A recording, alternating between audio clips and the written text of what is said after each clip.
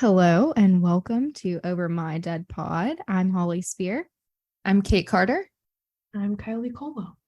And today I'm so excited. It is my episode and I'm doing a little Christmas themed episode for you guys. This is the Dover Russell mass murder. So let's hop into it. Ronald Gene Simmons was born in Chicago, Illinois on July 15th, 1940. In 1943, Ronald's father died of a stroke. Ronald was 3. Ronald's father remarried within a year to William D. Griffin, who was a civil engineer in the U.S. Army. It was because of Ronald's stepfather's job at the time in the Corps that he moved his family to the capital of Arkansas, Little Rock, which we all know and love. When Ronald was 17, he dropped out of school and joined the Navy. In the Navy, he was stationed in Bremerton, Washington, and was also trained in Seattle. It was in Seattle where he met his love, Barbacea Rebecca Ulabare, who went by Becky. The two got married in 1960, and over the next 18 years, the couple would go on to have 7 children together. In 1963, Simmons left the Navy. Simmons took a year break from the service, then joined the U.S. Air Force in 1963. Simmons had a successful military career for a total of 20 years. He was awarded the Bronze Star Medal, the Republic of Vietnam Gallantry Cross for his service as an airman, and the Air Force Ribbon for excellent marksmanship. Simmons fought in the Vietnam War. In 1979, while Simmons was a master sergeant in the Air Force, he retired. At the time Simmons retired, he was stationed in New Mexico. In a nearby town from the base called Cloudcroft, New Mexico, many citizens had gone on to say that Simmons was pretty well known. He was actually feared in the town. People found him strange. He was never seen without a beer in his hands, and he would spend most of his time in a small, dark room that stank. I don't know who said that, but yeah. So, in 1981, Ronald's son, who's named Ronald Gene Simmons Jr., reported that his father was sexually abusing his 17-year-old daughter, the senior's daughter, so his sister. Her name was Sheila, and Sheila was actually pregnant at the time, and the allegation claimed that Ronald Gene Simmons was the father. This was obviously true, and the daughter had already told some of her friends about it. An investigation ensued, and Simmons ended up fleeing to New Mexico, taking his family with him to avoid the investigation charges. Simmons headed to Arkansas, which had been one of the states that Simmons had lived when his stepfather was in the Army and Simmons was young. After this, Simmons became very obsessed with his privacy. Simmons began making his wife distance herself from her family, and she was not allowed to drive or leave the family home. The children stopped being able to be around their friends. They were not allowed to play any sports or socialize at all. The kids were not even allowed to walk to the school bus. Simmons would drive them and drop them off. In the sexual assault case, the daughter Sheila was called to testify by the prosecutor, but she refused to testify against her father. This was before they fled. Sheila finally testified when the court threatened to hold her in contempt. After this, Simmons was charged with incest in 1981. When the officers went to pick him up, obviously he was gone without a trace. There was not much the police could do between state lines at this point, other than enter his name into a crime database and wait for him to get into trouble elsewhere, which would alert the police. So Simmons settled in a small town of Ward, Arkansas, when he first fled and moved back to Arkansas. In 2010, the population of Ward was 4,067 people, and Simmons then moved to Dover, Arkansas. Now, Dover is even smaller, and the census reported 2010, there was 1,378 people. Dover is all of 1.8 square miles. That's like the size of my neighborhood. Yeah. Holly, I do have something to say. Yes. So, okay, before the incest part, you were talking about how when they moved back to Arkansas, he started like hiding, more often, keeping his family inside. They weren't allowed to see people. He was really concerned about safety and others, stuff like that. I just want to go ahead and say, before knowing all the bad stuff that this guy potentially has done, that is a huge sign of PTSD from war. They tend to protect and stay in their house and, are weary of other people or other things, but that could be a huge mental health crisis right there that obviously wasn't caught back then, and still isn't today. But anyways, that immediately made me think, oh shit, he's definitely got some mental health stuff going on. Entirely possible. I think people probably chalked it up to he was trying to get away from the conviction of his daughter and like go hide in the Arkansas hills. But I think it could be either or both. I mean, he quit the Navy, and that's when he started having all these problems. So obviously there's probably some mental health stuff going on there for sure. Right. For sure. So just some little fun facts about Dover. A lot of Dover is pasture land, poultry, farming, and a lot of logging. Dover is literally in the hills. If you keep driving past Dover to the next town is Booger Hollow, Arkansas. Please read that sign for everyone. The sign, if you keep going, the sign will say, you're approaching Booger Hollow, Arkansas, population counting 1 and a king dog. This is a self-proclaimed hillbilly town. Their theme of this whole town is hillbilly. They have a trading post, and this is just like Arkansas. Typical Arkansas. Yeah. So it's like cosplaying as like Wild Wild West. Yeah. Okay, so back to the story. The family moved on a 13-acre tract of land 6 miles from Dover. The family began calling their home Mockingbird Hill. The home was 2 mobile homes that they had joined together to form a mega mobile home. He also had a brick fence that people reported to be 10 foot high. I couldn't find any pictures of this, but that's what people said. So it was there that Sheila, his daughter, had her baby. Sheila named her baby Sylvia. Thankfully, Sheila was one of the oldest of the Simmons children, and she ended up getting married and moving out of her father's compound. The Simmons family did not have a telephone, running water, or indoor plumbing. While living in Dover, Arkansas, Simmons hopped from random jobs. He was a receivable clerk at Woodline Motor Freight, but here there was multiple reports that Simmons had made several inappropriate sexual advances to his coworkers. And he was fired for the inappropriate sexual advances, by the way. And Simmons next worked at Sinclair Mini Mart for a year and then ended up quitting. On December 22nd, Simmons went to the local Walmart, and this is where things turn a little dark. Simmons went to the local Walmart and bought a .22 caliber. Simmons went home and bludgeoned his 26-year-old Ronald Jean Jr. with a hammer and then shot him with the handgun. Then killed his 3-year-old granddaughter, Barbara, by strangulation. Then killed his wife, Rebecca. Simmons had made his children dig 3 cesspits on the property earlier because they had no running water or indoor plumbing.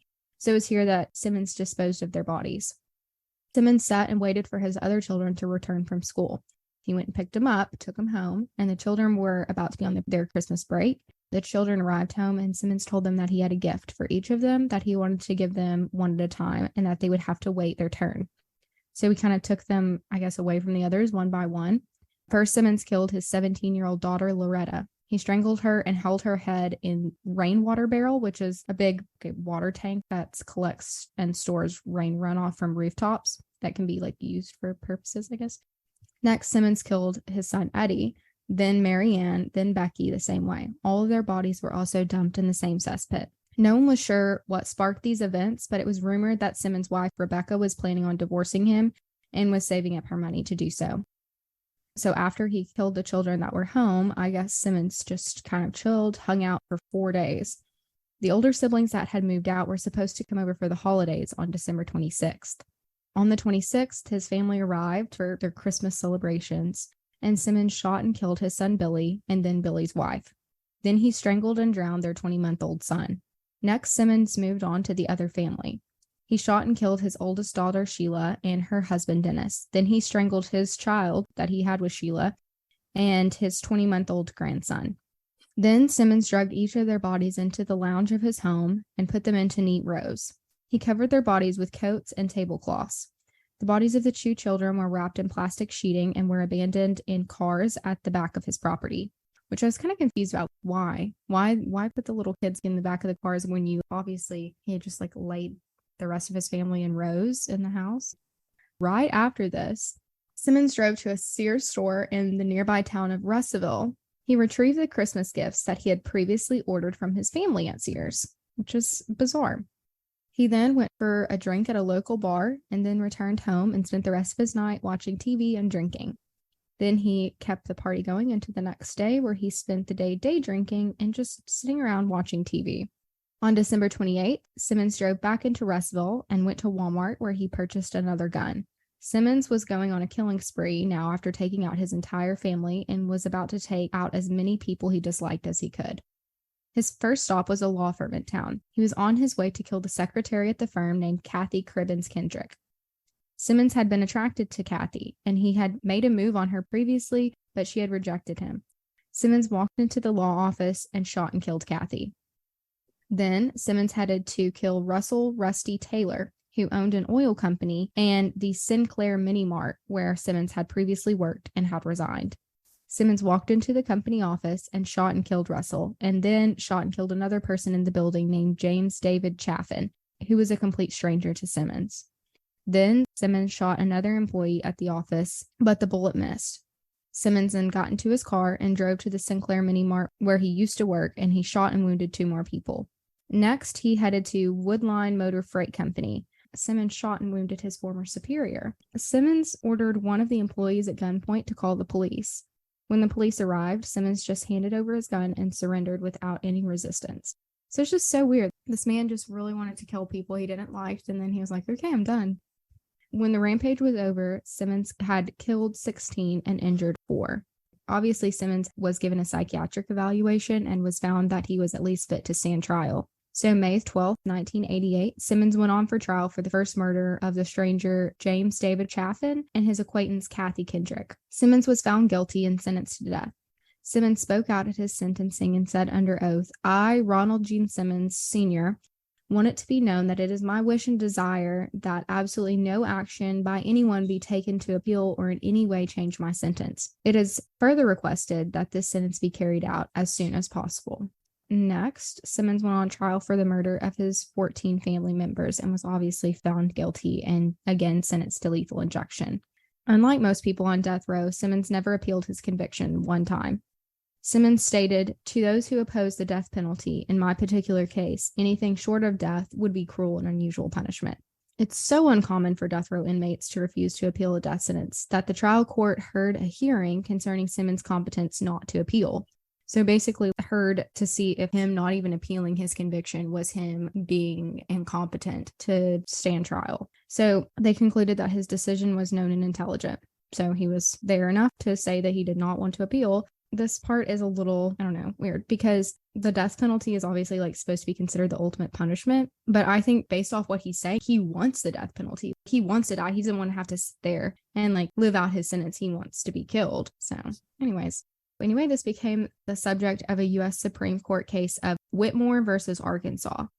In the case of Whitmore versus Arkansas began because Arkansas law at the time didn't require appellate review of capital sentences, and Simmons had chose not to appeal or contest his conviction. And a fellow death row inmate named Jonas Whitmore filed the suit against Arkansas on behalf of himself and Simmons. Jonas had exhausted his appeals and was about to pursue a habeas claim in federal court. The writ of habeas corpus is a constitutional right, and in this case, it is the last-ditch effort of Jonas. It's a civil action against the person holding the defendant to bring the person before the court to determine if everything about the person's imprisonment is lawful. Habeas corpus literally means bring the body, like bring the person being held before court. So Jonas Whitmore had attempted to force Simmons to appeal the case. So if you're wondering what Jonas is on death row for, Jonas is on death row for stabbing a 62-year-old woman and robbing her for $250 after she let him into her home and fed him milk and cookies. Basically, this case was brought by him because he wanted Simmons to appeal his case because he thought that there was a chance if the habeas appeal worked, Simmons got a new trial, that his murder wouldn't look as bad and they wouldn't be as harsh on him. Compared to Simmons' 16 murders, Jonas would probably get out of the death penalty. So he argued that he was harmed by Simmons not appealing, and in addition, Arkansas not mandating review of death penalty cases was a violation of the no cruel and unusual punishment clause. And the Supreme Court of the United States ruled against Jonas in the case, holding that Simmons always had the right to appeal and that it did not violate the cruel and unusual punishment for Simmons to not be forced to appeal. While Simmons was sitting on death row waiting to be executed, Simmons had to be separated into a private cell because the other prisoners were constantly trying to kill him. The other prisoners on death row believed, like Jonas, that Simmons was damaging their chances of beating their own sentences.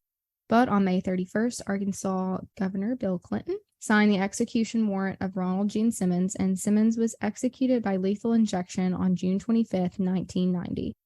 None of Simmons' surviving family members would claim his body, and so he was buried in the Potter's Field in Lincoln County, Arkansas. And that is the case of Ronald Gene Simmons. Okay, I have to ask, have you guys watched the Netflix show The Watcher? Side note, you have to watch it.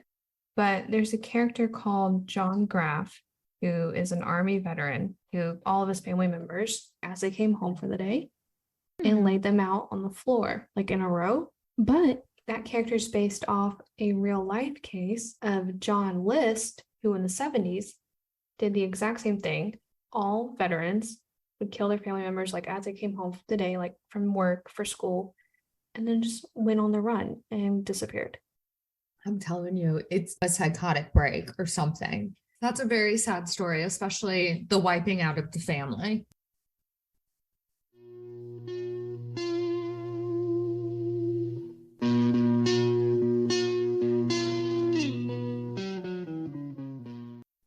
Okay, so do you guys want to jump into overtime? Who wants to start this week? Holly, do you have any? Okay, obviously I do. The 4 students killed. Can we talk about that? Everybody probably knew that one was going to come up, but I've been watching a lot of TikToks on it. Okay. Do you have any updates? Yeah, well, I found a couple things on TikTok that I was confused because I hadn't heard it in the news, and I was like, is this true? Or is someone just using this as like clickbait? Because there's some weird stuff. If you guys don't know, 4 students murdered in their home, in their bed, by the way, it's now been said murdered in their bed. And there was 2 students in the basement, two people living in the basement that had their door locked that were completely unharmed. So it was 3 girls, one guy that was killed. Stabbed to death. Yeah, I found it so weird in their bed. Like, how? Like, it's just so creepy to me. How? Now that you say bed, though, because the reports we all heard at first were obviously they were in the living room, or at least the bodies were in the living room. So if they were in their beds, because I kept saying, there's no way that how could people not wake up, especially the other 2 roommates that were at the house at the time. If they were in their beds, stabbing to death is a very long, painful way to go. I don't know if you guys have seen the like layout of the house, but it's 3 floors. There's 2 roommates' bedrooms on each floor. And the first floor is kind of like a basement. You can't see the first floor from like one side, but it's like a basement on the other. So the first floor has like a separate entrance, and apparently that's where the 2 roommates that were unharmed were staying, in the first floor. Everybody was saying apparently it was kind of like a party house, so they had a keypad on the back door and the front door. And, people are saying, well, they would have had to have the code. And they were like, well, it's a party house. So like a lot of people had the codes, but there was a picture taken by, I guess, probably just like paparazzi or something, but of them fingerprinting like a window, which obviously they would do. But now people are kind of saying online, just speculating that maybe if they came in through a window and then left a door open as they were leaving. You guys seen the photo? One of the paparazzi took a picture of the outside of the house, and you can see blood dripping like onto the foundation of the house from inside. Wow. Yeah, that's brutal. Keep us updated on that. Well, I have 3 stories this week. First off, just want to talk about our recent shooting that we've had since we last had our podcast. Unfortunately, this past weekend, an LGBTQ nightclub in Colorado Springs had a shooting while a drag race was happening. It killed 5 people and injured 18 others. And like I said, again, this was Colorado Springs at the end of November. So right now they know who opened fire. It was a 22-year-old named Anderson Lee Aldrich, currently faces 5 murder charges, 5 charges of committing a bias-motivated crime causing bodily injury, and many more other charges. So at the moment, though, the shooter is remaining in critical condition in the hospital. And I don't really want to talk about him too much, but I want to talk about how he ended up in the hospital, because I think it was very, very impressive. So like I said, this was at a gay nightclub in Colorado Springs, and there was a drag show happening at the time of the shooting around 10 p.m. to midnight. We are huge supporters and advocates for them and love them a lot. So I can imagine it was a packed place, and there happened to be a 44-year-old man in there who occasionally dressed up in drag, but was there with his family that night. And the 44-year-old was a military veteran. And as soon as he heard the first fire of shots go out, because it was an automated rifle. He immediately got up, ran, sprinted to the attacker, knocked him down, took the attacker's gun, and then started beating the hell out of the attacker with his own rifle. So the attacker, like I said, Anderson Lee Aldrich, is currently in critical condition in the hospital. We all hope that he can make a wonderful recovery so that he can then be sentenced and charged with his crimes, hopefully facing life in prison. We don't want this to happen anywhere. You know, we just watched this happen in Orlando last year or the year before with the deadly shooting. It's absolutely horrific. It makes people feel very unsafe, whether you're a part of that community or not. But please know that here at Over My Dead Pod, we are big allies. If you ever need to talk to anybody, please do. Also seek help. Mental health is super important and very prevalent in our lives these days. So that's the first story that I was going to cover. Shameless plug. We have added a resources page to our website, overmydeadpod.com. So my second story that I have today, just a very quick one. So one of the very famous women in our lifetime that we now know for crime, her name is Elizabeth Holmes, and she was just charged and convicted on her fraud charges. So Elizabeth Holmes was sentenced to more than 11 years in prison on Friday following her conviction in January for defrauding investors while running company startup that she did, Theranos. It was a blood testing company. It failed. I just say that honestly, that makes me so upset that it was fake, because I really thought no needles, finger prick, blood tests. You can find out if you have any, like literally everything wrong. It was with a genius idea. It was a genius idea. It was Holly's dream come true. Yeah. What a letdown. So Judge Edward Davila imposed a sentence of 11 years and 3 months in prison. But then Elizabeth also has 3 years of home supervision after she's released. The sentence also includes $400 fine for each count of fraud, and restitution is going to be sent at a later date. But here's another fun fact, because I didn't know this one. Elizabeth was also found guilty this past January on more charges of defrauding investigators and will now face up to 20 more years in prison, as well as a fine of $2,500,000 for each count. My last one, very, very quick. Unfortunately for Bravo TV fans, fortunately for the people that they stole money from, Todd Chrisley and his wife were just sentenced to prison for bank fraud and tax evasions. Now, I will say I am a huge fan of the TV show Chrisley Knows Best. And I love their family. I love their kids. I think it's a great show. I am absolutely devastated that this is the turnout, because this does happen to a lot of famous rich people. Some of them don't get away with it. There's another house star right now, Jen Shaw, going through the whole process as well. But I will say the Chrisleys, that sucks. But you shouldn't have done it. You shouldn't have done it. I'm so disappointed. Todd was sentenced to 12 years and Julie, his wife, was sentenced to 7 years. So they have 2 minor children, Grayson, and then another one who's actually their grandchild that they have custody of. Grayson was actually badly injured in a car accident yesterday, and according to TMZ, is still in the hospital. What? So the day of his parents being sentenced. Wow, that's really, really sad. I hope that he's okay. So, and that is my part for this week. I have a little something to look forward to. It'll probably be out by now before this episode comes out. But on November 29th, Peacock is coming out with a little docuseries starring Casey Anthony. She's in it, apparently being interviewed. And we have a little glimpse. So guys, this is going to be juicy. She is such a straight-faced liar too. Oh my God, this is going to be good. Okay. Apparently in the doc series, she accuses her father, George Anthony, of staging Kaylee's death to make it appear as though Casey was at fault, all in an effort to hide what Casey alleges may have been sexual abuse at his hands. If you remember, she said during her trial that her dad, George, sexually abused her.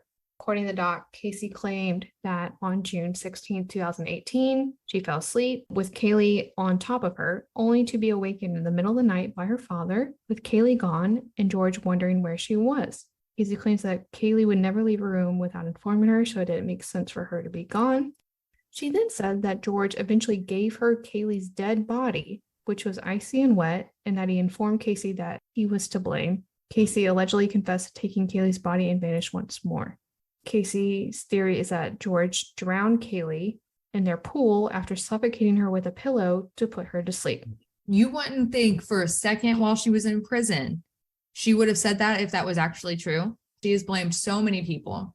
This did not come up at trial. She did blame her dad for sexually abusing her at trial, but Correct. Not once did she say that her dad killed. And Billy. wouldn't you think that that would immediately, No, like if, you know, I mean, it's going to be a good documentary, docuseries, whatever, but just because it's so ridiculous. I actually have a little fun fact. I Yeah. was in Orlando at the time of the Casey Anthony verdict came out that she was acquitted. It was pure chaos. I was also in Orlando at the time of George Zimmerman's verdict for the killing of Trayvon Martin. Okay, can you stop going to Orlando? First of all, stop going to Orlando. Stop going to places that are having cases happening because you are apparently the bad luck. It's always Orlando. Don't go to Orlando. This is Over My Dead Pod. We will see you next week. I believe it is Kate's case next week. Okay. Ooh. Yeah. We will see you then. This is Holly Spear. Kate Carter. Kylie Colwell. Bye. Bye. Bye.